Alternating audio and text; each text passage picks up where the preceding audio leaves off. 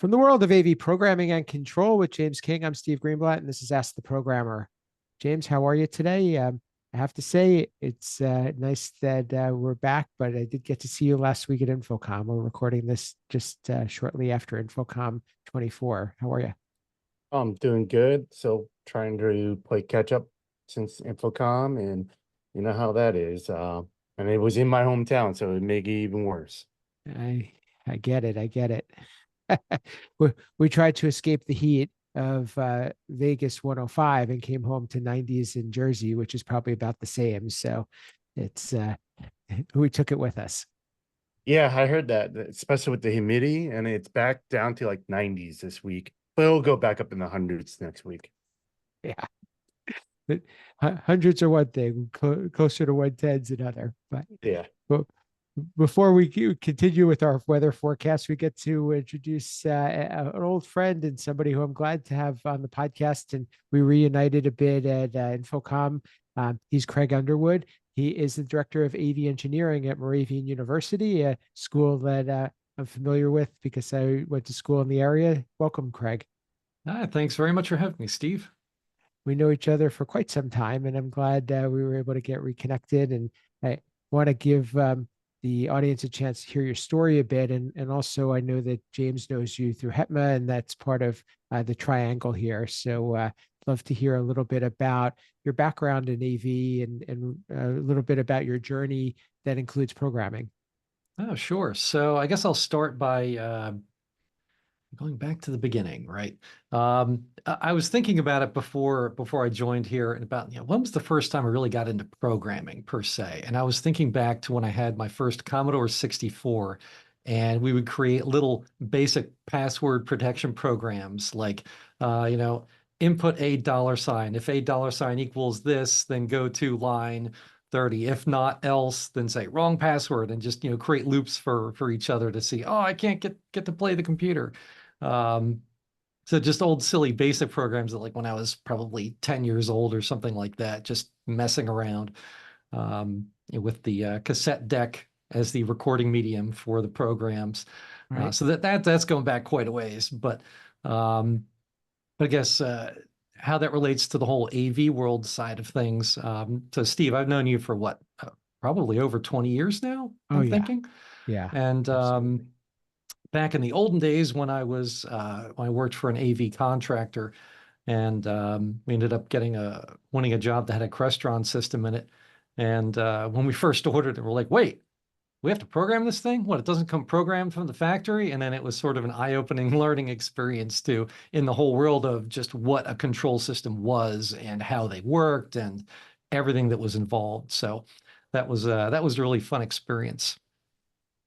But gosh, so yeah, moving from there, from the AV contractor, ended up moving here to Moravian University, where I ended up, taking on more of the programming role here, which I guess I should mention that I started programming at the AV contractor, very simple programs, things like that. But Steve, your company, Control Concepts, certainly got us off the ground with a couple of our first jobs there.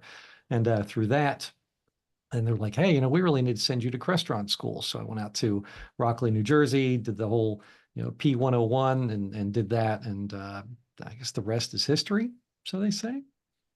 Excellent. Well, it's similar, and AV was something that you intended to get involved with, or was it one of those like most of us that we just found our way into AV just randomly? Well, yeah, I think I found my way into AV just like many people by accident. I didn't really know the whole industry existed, which, I think this is pretty much everyone's story, right? Like 80% of people that go into AV are like, wow, I didn't even know it was here, and I just fell into it, right? But that is really sort of the case. My first job out of college was with a post-production facility here in the Lehigh Valley, Pennsylvania. One of the fun jobs I did audio post-production for the show Forensic Files, which is on Discovery and then Court TV. So I think it's still up on Netflix, and you can even watch a bunch of episodes on YouTube. One of those true crime, 30-minute shows. That was a lot of fun. But after that, Yeah, it just honestly, it just didn't pay the bills, which is a real shame because I still think that was the most fun job ever. Um, but ended up finding this company that installed sound systems, and then, oh, they also do this stuff called AV, and then just snowballed from there, just kept learning and diving into things, discovering new products, new solutions, new challenges to overcome, and just finding, of course, control systems to really tie it all together to make it better for someone to actually use. Because coming from an audio technical background, I'm used to, mixing consoles and, DAWs, Pro Tools, whatever, where the user interface is really structured for someone that really knows the ins and outs and gives you thousands of options to do exactly what you want. Whereas the control system is designed to do just the opposite, really just do exactly what you need, make it as simple as possible for anybody to walk up and use it, right? So that was a real shift in thinking from my background. So talk a little bit, I guess, how in your current role as director of AV engineering, doesn't sound like a programming title. How much of programming has influenced what you do now, and is it something that was is an integral part of that path to get to where you are?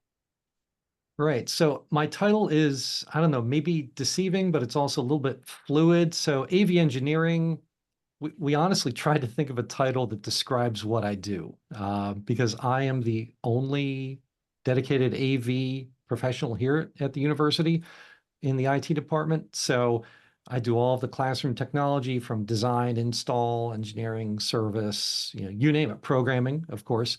And we're like, well, AV engineering, I guess that covers everything. My title used to be Director of Media Services, but that seems like an outdated title these days. So we'll see. I could have a new title next week or next month. Who knows? But in terms of programming and kind of how I feel about programming and what I do every day is, of course, I am responsible for the user interfaces and the touch panels and the programming of everything across campus, whether it's a classroom, a conference room, performing arts hall, you name it. So very early on, I discovered that, I can do some of these things like programming specific APIs and serial commands for projectors, but that's kind of a pain in figuring out the exact syntax and finding out, oh, what's the code? Do I need a line feed and carriage return, or just a carriage return, or something else? So um, I would always, of course, look for modules that were written for things. And if I could find a module that would decrease the amount of time needed to push out a program and just to turn something on and off or switch inputs, very basic controls, then I would sort of gravitate towards that. So again, first in Crestron land, and then now I'm dipping my toes into QSC a little bit with QSys. But the idea is the same, as having those sorts of control modules has really accelerated what I've been able to do, which is, I think, perhaps why we keep in touch so much, Steve. Absolutely. No, hey, you're talking my language, and I appreciate that. But it actually brings up a good point. I'm going to see what James thinks about this too. One of the things that I've gotten just recently, a thought that's been put into my mind is, are programmers starting to migrate to being more about design of the functionality and architecture of the program, more so than writing code, which seems to be a little bit about what you're talking about, having somebody else develop the components and you assembling them. And what are your thoughts, James? That's a real interesting concept, Steve. I never really gave it much of a thought until you brought it up. Um, yeah, I mean, I can see that because with all these modules, plugins, drivers that are out there, it's really is almost the software version of all your hardware equipment out there. You're just taking them and putting the puzzle together. Mm-hmm. So yeah, I guess you can kind of say the software is following what the hardware was. And I know we've spoken a bit about AI on the show, and I think that kind of plays into it too, because perhaps AI could take care of the low level coding, and it's just as long as you know what it is that you want to accomplish. So something that I was introduced to in the past few months, and it's just been rattling around in my head. And I'm glad that we can discuss it in AV, because I see where the opportunity to be able to include people who are specialists in the different parts to then come together to produce the overall result. Craig, it sounds like you're a very busy person doing all these roles and wearing all these many hats. So I can imagine having ways of being able to take some of the areas that you either don't feel are your strong suit or not the best use of your time, either outsourcing them or finding other ways to accomplish them. Right. And to your point about coding things, having AI maybe write lines of code, I am not a coder. My first dive into programming was with simple Windows. So very logic block based. And it made a lot of sense to me, just sort of connecting the dots with, logic blocks, Boolean logic, things like that. I'm like, oh, okay, yeah, this really makes sense with the digital signals, serials and analogs. And so kind of being brought up on that sort of mindset, I guess, if you will, that's really guided how I think about programming. I just think about what I want to have done, not necessarily the lines of code. So, again, having those modules that are pre-written that might require some code or be more efficient by being coded rather than using simple Windows or something like that. That's certainly really helpful. But in terms of being busy, how do I make it all work? Well, one of the things is I try to strategically choose equipment based on what program modules are available. One example, kind of early on, when the room view connected display from Crestron, when that module came out, where it was sort of universal, where it didn't really matter exactly what make and model of projector or display you had, but was that display compatible with that protocol? Like if it was, great. So I used like NEC displays, Panasonic projectors, and I could use the same code base because that module was universal with that. So that Crestron connected display, like that was a godsend. So if a projector went down that was 5 years old and I only had a new one in stock, I could just replace it and it would talk the same. So being able to get a classroom back up and running quickly and efficiently without having to rewrite the code or rewrite an API or something, it was really a strategic decision to choose equipment based on that. And I still do that today because even if I could write an API or do some basic command and controls in scripting, I could do that, but it's maybe not the most efficient use of my time, and then other people can do it better. So, well, I like to hear that, and then but you put it very nicely, and honestly, the one of the reasons that we have focused in on that as a company is because of the need that you just described, and we look at it as being able to help everybody else get their job done easier, and it kind of it provides a little lubrication to the friction that people find in projects. James, I know that you've often said that you're not loyal to a brand, and you pick what's best. Are you of similar mindset to what Craig's talking about? Kind of. I'll admit, I know I've said this time and time again on this podcast, is I'm not a huge fan of modular drivers, and that's nothing to do with the companies who put them out. That's more of me personally, because I like the control. I like to write and do those APIs and do like that. Like Craig, as you mentioned earlier, it's like, oh, do I need a character return or line command? I like that. I like to figure that out. I want to figure that out. I want to have control. So I know for a fact that it's going to work 100% of the time the way I want it to work. So that's just me personally. That's my own personal view on it. But getting into that where you can, quickly develop code. We're all busy. We all know that. By using these APIs and drivers and modules out there is a good way of doing it. It just me personally, I don't do it. I'm going to allow the other programmers to do it. But my style is I like to write the code myself. But quite honestly, in the role that you're in right now, you are having other people write code. So Yep. it's Yeah, that's why I said they can do that. yeah. I agree with you there. I mean, if we some people like the challenge of it, but when it comes down to an organizational decision, is that the where you shine, and I just think it food for thought. depends. Yeah, I would say it depends on who the person is. Like if you have somebody like Steve, myself, whose role is your AV programmer, they're your resource, they're your SME. Let them, choose the way they want to do it. Now, if you don't have a dedicated AV program, like right now, I don't have a dedicated AV programmer, I need to find the easiest solution for the team and the school. So I guess, like I said, it depends on your resources and the situation. Yeah, that makes sense. Um, Craig, I know, and one of the things that we'll likely talk about in our second episode, where we'll have you back, is that you've recently transitioned from one control platform to another, which tends to be a scary proposition, and is usually something that's a hard decision to make.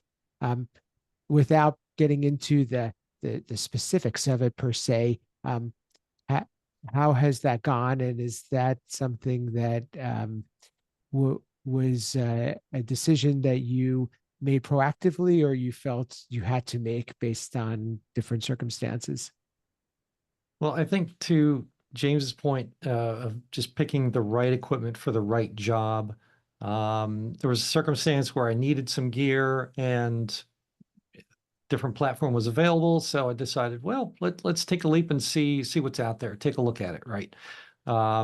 We still have an enormous amount of one manufacturer, and we're looking at another manufacturer. So it's not an all eggs in one basket sort of scenario, but the process was very, very enlightening. I took it on as sort of a personal challenge to say, okay, I need to get up to speed to see if I can write this program from scratch.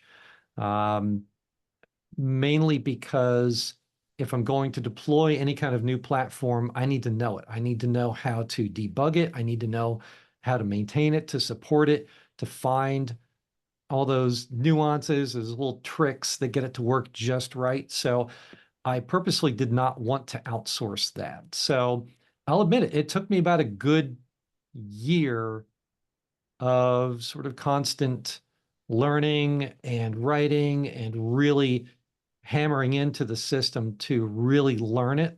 Um, I felt like I was kind of back in first grade again. I'm like, oh, I know exactly what I want to do logically, but how do I do it in this platform? So my mind was in one program, and then applying it to another. That was a challenge, you know.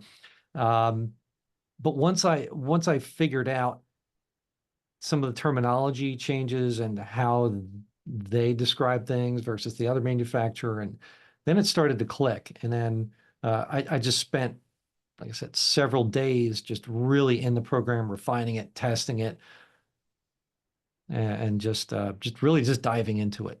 And that's what did it for me. So did I spend a little bit more time than I wanted to on it?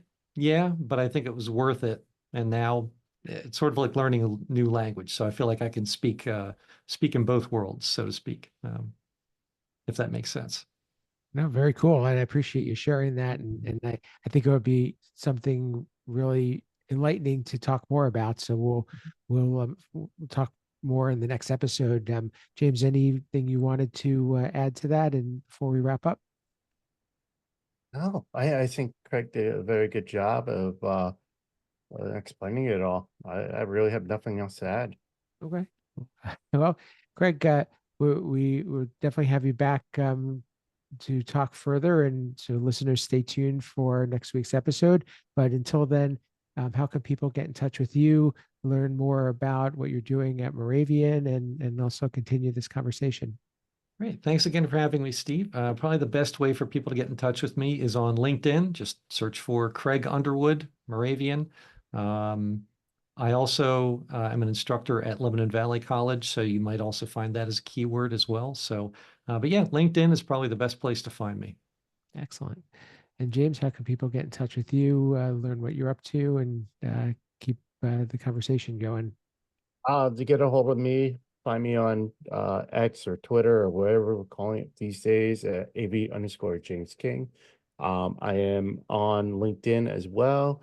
You can find me on the community on LinkedIn, the Ask the Programmer community. I am on the HEPMA, so anything with HEPMA, I am there. Writer for the Higher Ed Digital Magazine. You Google me, you'll find me.